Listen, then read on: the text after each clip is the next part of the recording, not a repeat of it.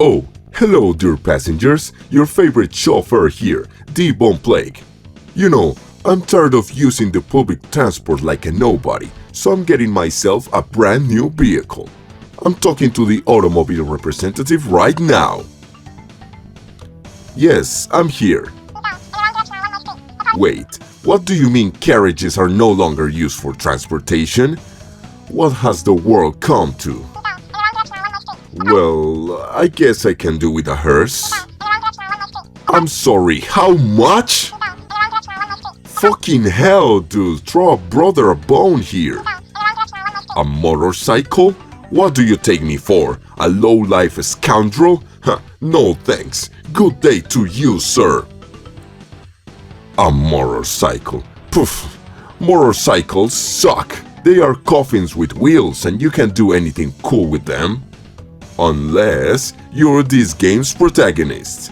That's right. Get your helmets, gloves, and funeral arrangements ready. Because today we're taking a look at Laika, Aged True Blood, the first ever self-proclaimed Motorvania.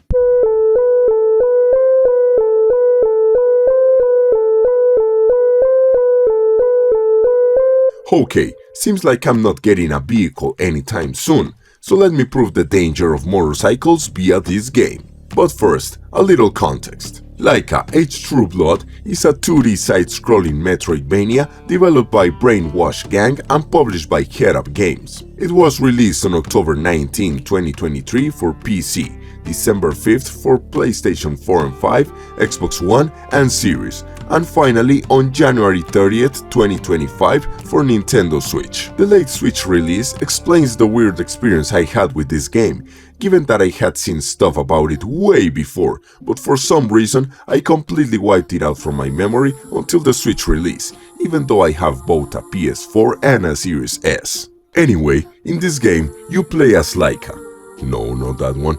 A motorcycle-riding anthropomorphic coyote with a bloodline curse of resurrective immortality, who must defend her village from the bloodthirsty birds. Now, when you start the game, you get a trigger warning for suggestive themes, which I also want to do in this moment because, boy, it gets heavy. The plot of the game is incredibly grim, as it takes place on a desolate wasteland ravaged by a nuclear war. The first thing you hear is your daughter Poppy, calling you to tell you that another kid from the village was crucified by using his own guts. Worst of all, you actually get to see the poor thing's corpse, and the reports were not exaggerated. It gets darker after finding the child's father, Jacob, when he tells you that before they crucified him, the birds tortured him by ripping out his nails and sticking them into his eyes.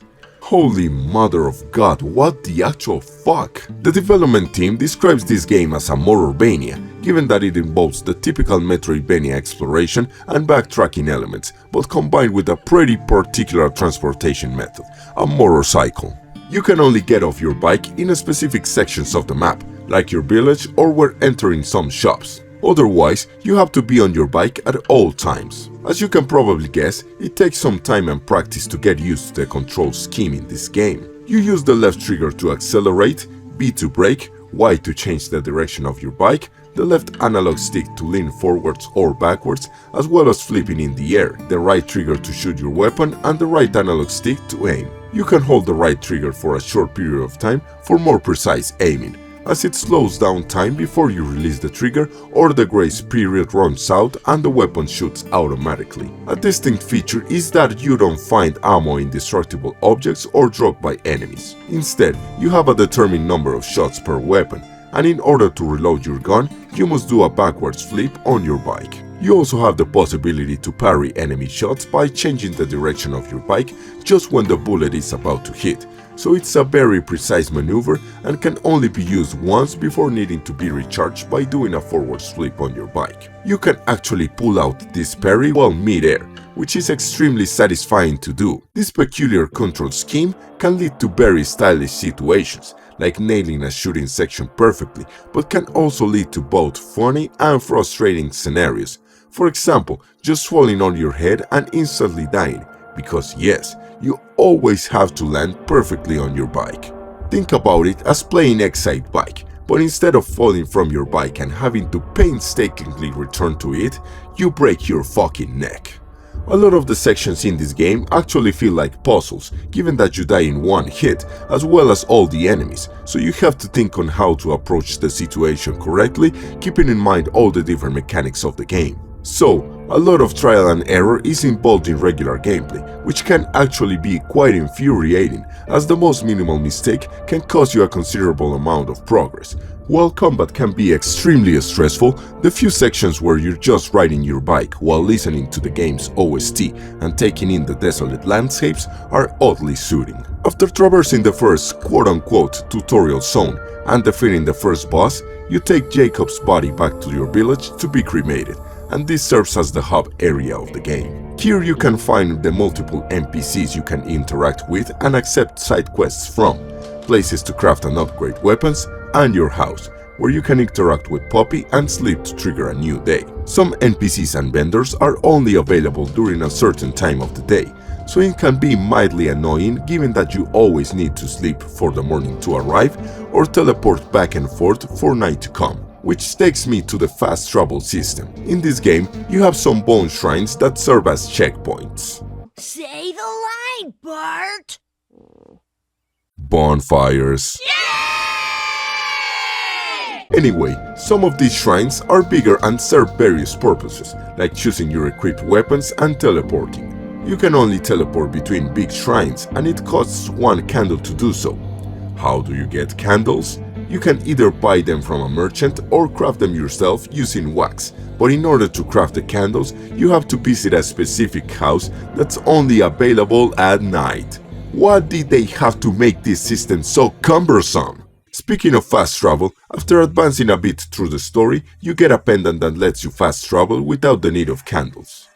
In the final fucking chapter of the game, said pendant is obtained through a series of side quests that make you go through various locations and relive specific moments in Laika's life, like giving birth to Poppy, learning how to shoot a pistol at a very young age, and, the most devastating flashback, losing her daughter Ava to the fever. The game makes you play as Ava for a short section as she starts getting ill and desperately searches for her mother. Man, this game really knows how to deliver some gut punches. After Jacob's murder, the elder of the village decides it's time to go to war against the birds, despite their obvious numerical and technological advantage. In order to wage war, you must visit various locations and explore the world in your motorcycle. Of course, this wouldn't be a Metroidvania without a map, and in certain spots of each zone you can find the map merchants, Renato, who always calls you wanker for some reason.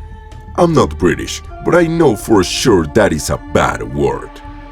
While traversing the land, you can find destructible objects in the environment, like beehives, wooden boxes, or ore formations that provide you with materials you can use to upgrade your weapons and equipment. However, getting some specific materials can be very tough, making the upgrades a bit difficult to get. Speaking of upgrades, you also need to pay for them. And what is the currency used in this desolate wasteland? Viscera you earn from killing birds. Apart from being disgusting, it makes me wonder, do birds trade in other animals' viscera?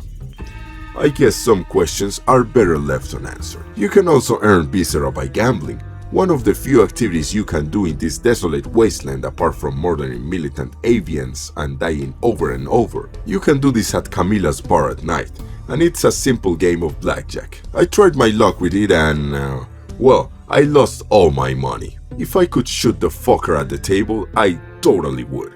The game has a similar mechanic to most Souls-likes. When you die, you leave behind a pouch with half your currency, and you must get to that point alive in order to reclaim it. At first, you can leave 2 pouches behind to recover your stuff.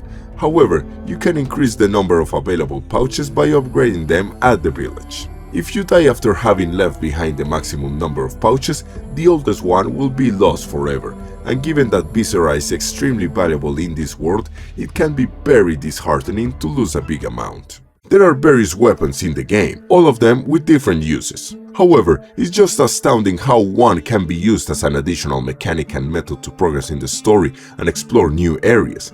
Case in point, the shotgun. You get the quest to craft this weapon from Laika's mother, and it takes a while to gather the ingredients to craft it, but once you have it, you realize how important it is for traversal. See, In the weapon description, you're warned about the recoil cost when shooting the gun, and this becomes your sort of jump by shooting at the ground or in mid-air. Sure, the developers could have just added a wacky part to make the motorcycle jump, but where's the fun in that?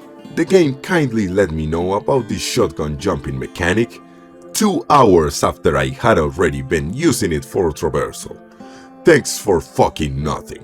Apart from this weapon, there are other cool mechanics that you discover as you advance through the story, kinda like regular Metroidvania's power-ups, like a hook to tear down columns and transport some objects like bombs and heads, and the dash, which helps you to cross huge gaps or ascend very steep hills with ease. You can also cook at the big shrines or at cooking stations, using various materials found throughout the world, by shooting vending machines or bought at gas stations or merchants. These provide various buffs like more viscera when killing enemies, more materials gathered from ore formations, or even an extra shot for every weapon. Now, let's talk about the bosses, because we can have an all-out war without some horrible crimes against God and man. As you traverse the different areas of the wasteland, you can find different boss encounters, which are very creative and also feel more like a puzzle than a battle. The first boss, 100 Hungry Pigs, is a sort of mechanical tank with bird skulls attached to it. It is here that you learn the ropes of boss encounters in the game, as you can clearly see that this monster vehicle has a ramp on the front, which you use to jump over it and shoot the skulls until it's dead. Then you have the Wood Crawler, which is a worm-like creature made of wood and skeletons. For some reason, you don't directly hurt the boss, but kill the birds located inside of it, all of which fire at you at the same time, so you have to be careful to position yourself, avoid the bullets, and try to kill 2 birds each time the boss appears. The third boss is a half-train, half-caterpillar, half-mutant mole called a caterpillar made of sadness. You actually have to fight it multiple times while traversing the mines, and each time you encounter it, it loses more skin and tissue until the last fight where it's basically falling apart. Here you have to travel through a tunnel while avoiding obstacles, killing birds, and making sure to shoot the rockets the boss shoots at you. Eventually, it will roar and open its mouth, revealing its weak spot. Shoot it 3 times and you're golden. But believe me, this is easier said than done, as you have to basically learn the complete ride not to get blown out of nowhere for running out of bullets or a surprise bird you didn't see. The fourth boss was the bane of my existence. A gargantuan stream crab chases you up a lighthouse, stopping at certain points to shoot missiles and bubbles at you. There are 2 types of bubbles: blue, which just make you flip and can make you land on your head or cause you to get hit by a missile, and red, which kill you if they touch you. After shooting a couple of bubbles, the bird controlling the crab will come out of this monstrosity so you can shoot at it. Then you keep ascending, with each part of the fight being more difficult than the last. Fuck this boss. And then we have Pope Melba VIII, a giant mutated bird and religious leader of the species. This boss throws some kind of bubbles you have to burst in order for the head of the bird to come out of its belly button. I am no master in bird anatomy, but that shouldn't happen. Anyways, after the head is out, you have to shoot your hook to it and pull it down, but once you shoot the bubble, it divides in 2, and they keep multiplying until they divide 3 times. At first, it was incredibly frustrating to handle it, until I found the power of the almighty machine gun. This weapon shoots all its bullets in quick succession, so you could clean house in a single reload or finish off the remaining bubbles with your revolver. Once you pull down its head 5 times, it gets crushed by whatever golden statue it was carrying on its back. It is worth noting that, while all of this is happening, the story never abandons its grim and depressing tone. You eventually find the bird who killed Pucci, Captain Kid Gutter, only to find out he's just a kid soldier who only did what he did looking for the respect of his subordinates, and seems genuinely remorseful for its crime. You have the option to spare or kill him, but there was no chance in hell I was gonna let him live after what he did to Pucci. It is also apparent that Laika has some serious family issues with her mother, Maya, who has to be one of the most unlikable characters ever. constantly berating Laika on her choices, skills, and parenthood, making it quite obvious why Laika is so bitter and resentful towards her and in general. Laika can also talk to the dead for a short while after they die due to her curse, which leads to some of the game's more reflexive and depressing moments. As you advance through the story, birds start appearing in areas where they weren't before, making traversal a bit more complicated and a lot more annoying thanks to 3 specific types of mobs. The rocket launcher birds, which are extremely trigger happy and can shoot their rockets milliseconds after spotting you, so if you're not ready to shoot the moment you see them, you're already dead, unless you're quick enough to shoot the rocket and then the bird immediately. The turret gun birds, who hide behind a sort of anti-riot shield and shoot a barrage of bullets at you using a turret and can only be shot at from behind, requiring precise positioning and the dash ability in the endgame areas, while sometimes also being paired with other mobs directly behind them that can kill you if you don't have good reflexes. And, by far the worst fucking enemy in this game, the ninjas, or as I like to call them, jerks in the box. The first time you find these fuckers is a total bait,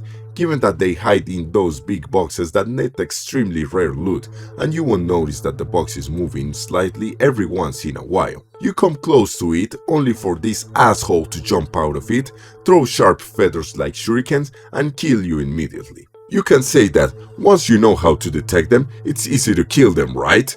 Think again, moron! These bricks have an incredibly wonky hitbox, as you can shoot them the moment they jump out from the box. You have to wait until they're at the highest point of their jump, by which point they're already preparing the attack, aka your imminent death. Seriously, fuck these guys. In contrast to this, there are some birds that don't shoot at you at all. This seems odd at first, but later in the game, while infiltrating the undernest to find Poppy, you find out that some birds are against the war. But since they're too afraid of the consequences of deserting, they just stand there in a sort of peace protest, in the hopes of the enemy, aka you, doing the same thing. You can recognize said birds by the white ambars they wear. I am incredibly ashamed to admit that I killed every single one of them. You go through multiple steps to hinder the birds' power, like stealing resources, destroying their communication methods, and obliterating their religious monuments, until you can eventually infiltrate their floating city. But before taking on the final mission, I took some time to explore a bit more with the dash ability and ties on loose ends, as well as getting the rocket launcher, which would have been a great weapon a bit earlier in the game. I also found a side quest of a man looking for help to find his daughter. You find her dead body a couple miles away, with a bloody diary implicitly revealing that the father sexually abused her. When you confront him about it, he begs you not to kill him. Yeah, right. Good fucking riddance. After serving some justice, I head to the final zone, which has to be one of the hardest and most infuriating in the game. There are a lot of enemy birds of all types, and this fucking helium mechanic which elevates you, leading you to your death unless you flip around and land on the ceiling. Oh, and did I mention that you can't shoot while inside the helium drafts? If you do so, you will immediately explode, despite helium not being actually flammable, but whatever. After traversing the area a bit, a rebel bird called Pluck helps you ascend to heaven, where you find the final boss of the game, the two-beaked god. It is also revealed that the birds plan to drop a nuclear bomb that will destroy the entirety of the wastelands, inhabited by non-avian creatures. The final boss differs from previous bosses in 2 aspects. The first one is that you don't have to attack at specific points of the fight. You just shoot away at one head, and then after you drain 3/4 of its health, the second head joins the fight. Now, despite what you might think, taking into account the grueling battles with the previous bosses, the second difference is that this boss is extremely easy, especially if you explore thoroughly after getting the dash ability and crafted the rocket launcher, as it can decimate the boss's health bar in the blink of an eye. After beating the final boss, the bomb still drops, and given that Poppy has inherited her mother's curse and Laika is no longer immortal, she drops after the bomb, getting turned into a Swiss cheese by the birds, but heroically sacrificing herself to blow up the bomb before it reaches the wastelands, with the final scene being Poppy lighting up candles at her mother's memorial. And that's Laika H True Blood.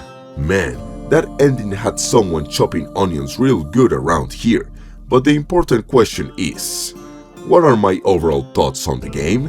Well, the name of the game seems very fitting, as I have H True Blood due to how much it was boiling because of this game's difficulty. This has to be one of the most infuriating games I have ever played, as even the tiniest miscalculation can lead to death and embarrassment. However, unlike other games like Mega Man X6 or Metal Arms, I would totally go for another run of this game anytime. It actually left me wanting a little more, even if it took me around 40 hours to beat it. One thing that I think the game is sorely missing is a New Game Plus feature, since some stuff you get very late in the adventure would get a better use in a more challenging run. I must also mention that, at least on Switch, the game has some technical issues, mostly some FPS drops here and there and crashes that happen at random points in the game. Thank God the game autosaves every time you enter a new area or activate a bone shrine.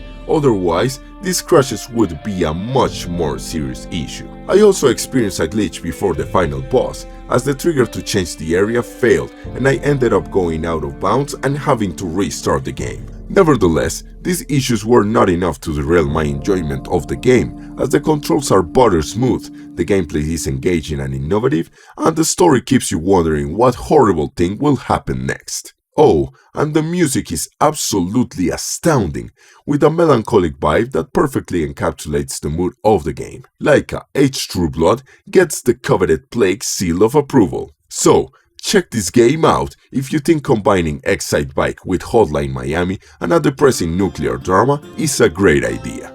That will be all for today, my dear friends. Tell me, did you know about this hidden gem? Have you played Laika H True Blood?